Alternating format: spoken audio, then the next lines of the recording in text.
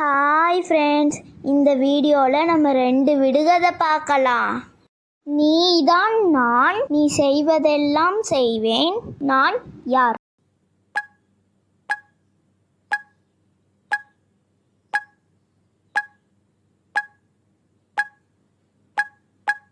விடை: கண்ணாடியில் தெரியும் பிம்பம்.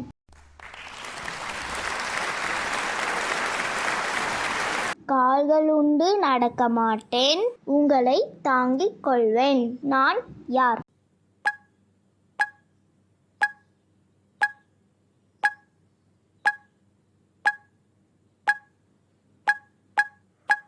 விடை: நாற்காலி.